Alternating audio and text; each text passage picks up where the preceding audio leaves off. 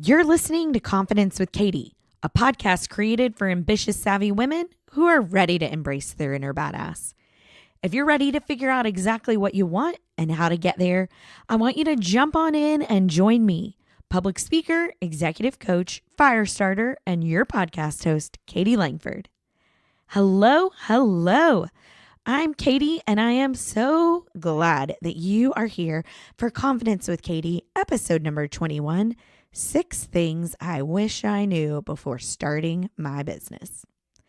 If you've been around long, you are probably familiar with my story about leaving the career I built for 13 years to pursue, well, I wasn't really sure what I was going to pursue at the time. And in fact, my anniversary of leaving that longtime career is coming up soon, actually in just a few weeks. But now you are listening to the result of what I had no clue I was going to do. After building up my coaching business, I became a speaker, a podcast host, and an educator through my online courses. I am still pouring work, creativity, and millions of Google searches into my business every single day. And I have big dreams for my business, and I know that where I am is just the beginning. And the reason I have these big dreams is because I have big dreams for you. I want to be able to help you and serve you in the best way possible. And boy, have I learned a thing or two in the past 3 years. And that's what I'm going to share with you today. Whether you're thinking of starting your own business, you're just getting started, or you're even further along than I am, this episode has some lessons and reminders that you're going to become familiar with along the way. And for those of you listeners who are not starting a business at all, don't worry, because this episode is for you too. Every lesson I've learned through my business has applications to my real life, not just my work. I can't wait to dive in, but first, let me introduce you to the badass of the week. This week, I'm featuring the dynamic meditation duo, Deepak Chopra and, of course, Oprah Winfrey. Have you ever wanted to meditate, but you're not sure how? I get asked this all the time. Caytie, how the heck do I meditate? What do I do? Where do I start? Well, y'all, I love Deepak and Oprah's meditations. They have a series of them in all kinds of different topics. And what I love even more is that every couple of months, they have a free 21-day meditation series. And their next one is starting on Monday, March 25th. It's called Manifesting Grace Through Gratitude. And I've actually done this one. I just love it. I really do think that their meditation series are the best. They walk you through exactly what to do. So it busts down those walls of insecurity and it gives you something to focus on. And Deepak is just amazing. So I highly recommend checking this out. You can go to the ChopraMeditationCenter.com. Of course, we'll leave this in the show notes.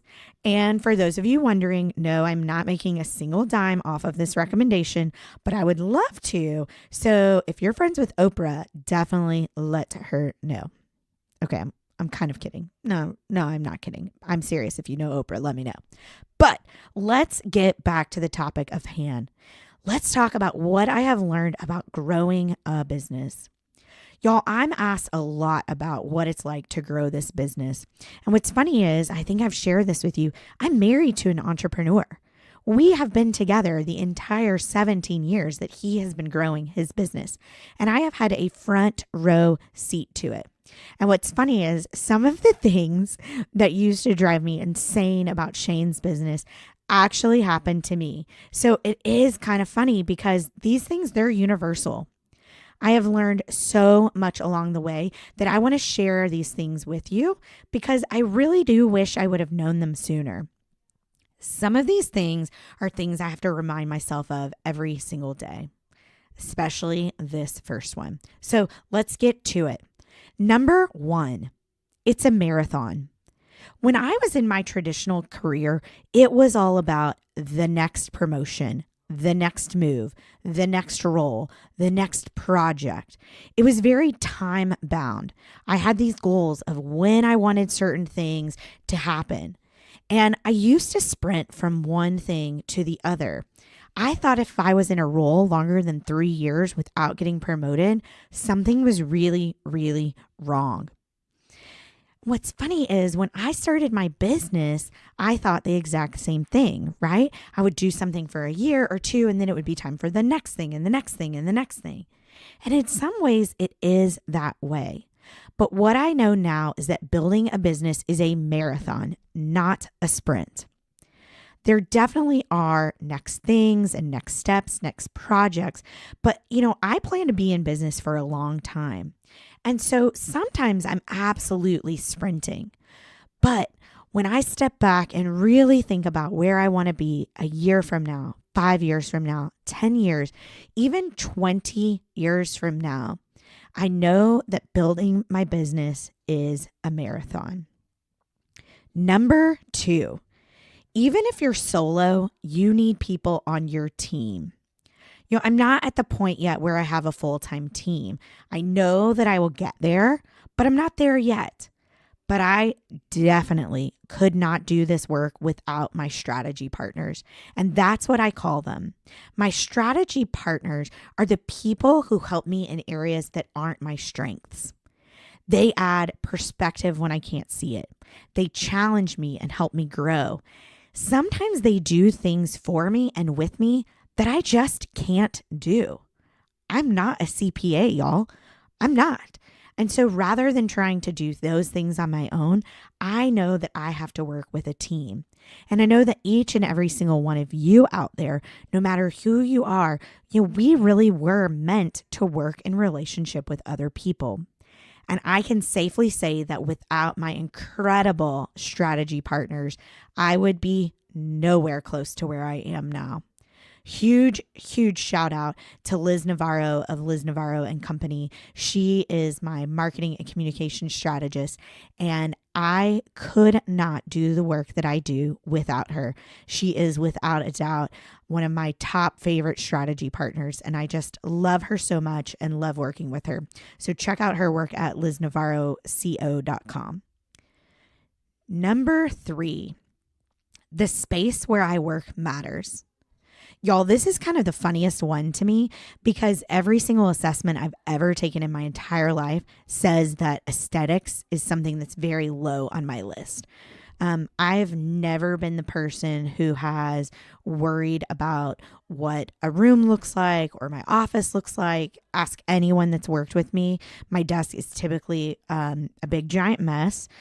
Shane Langford says I'm a piler, not a filer. And I just never thought about it. I never thought that where I worked matters. And so the first few years I worked from home, and sometimes I worked from the occasional coffee shop or bookstore or restaurant. But for the most part, I was at my house. And I've shared with you that just almost a month ago, I joined The Slate, which is the female-focused co-working and production studio in Dallas. And guess what?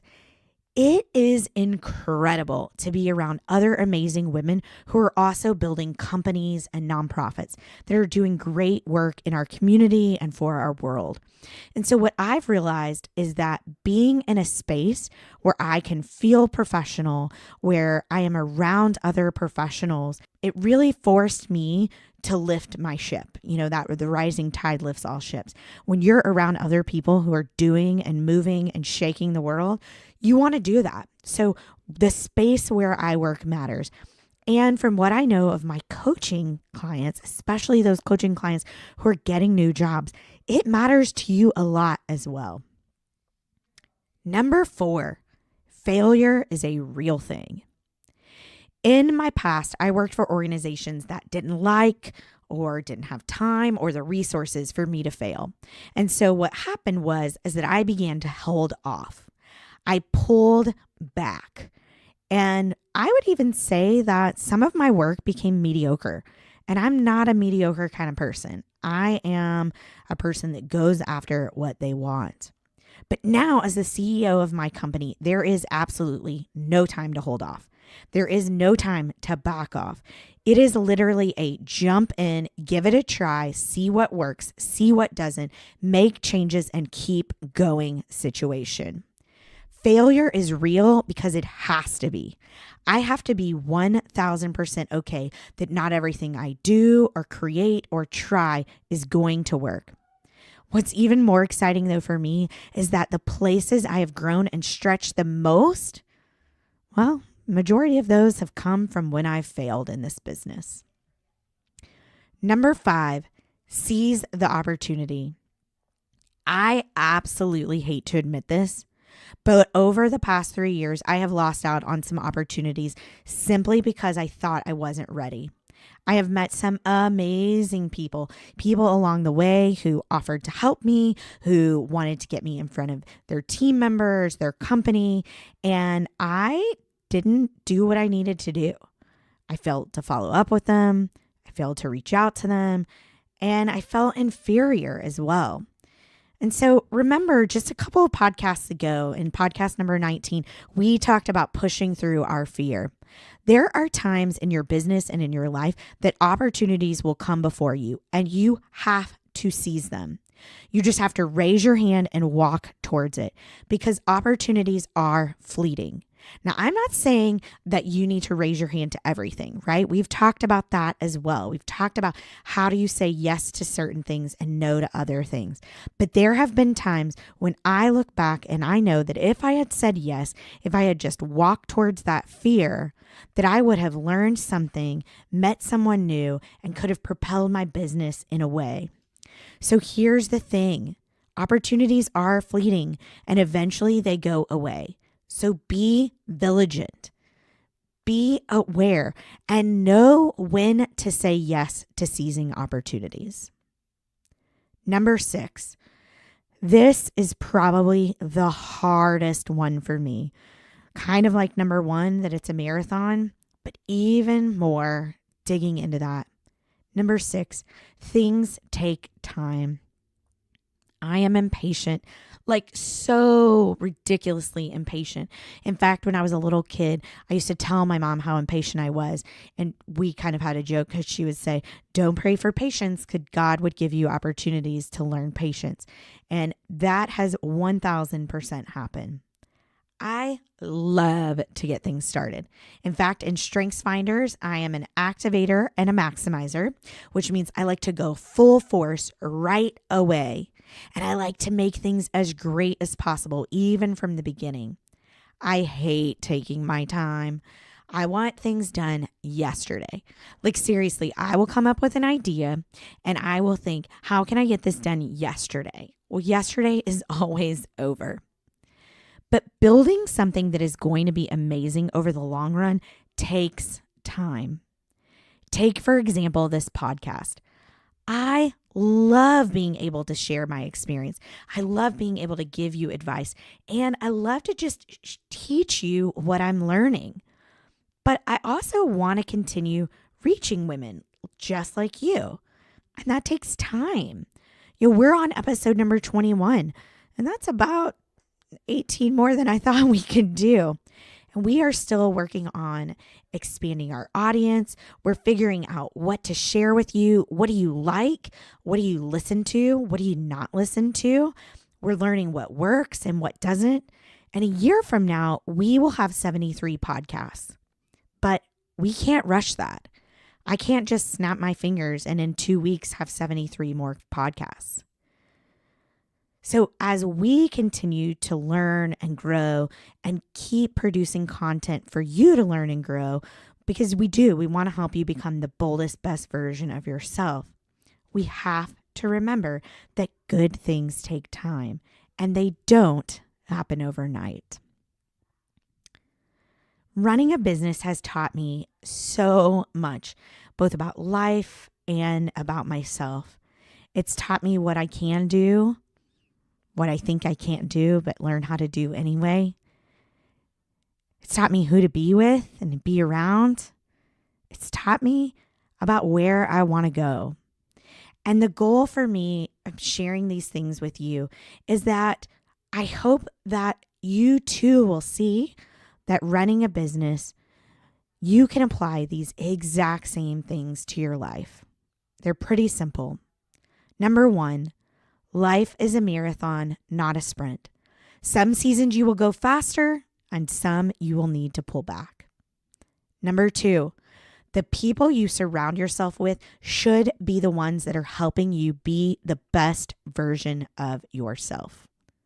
Number 3, put yourself in places that inspire you. Number 4, to do anything great, you have to be willing to fail and learn.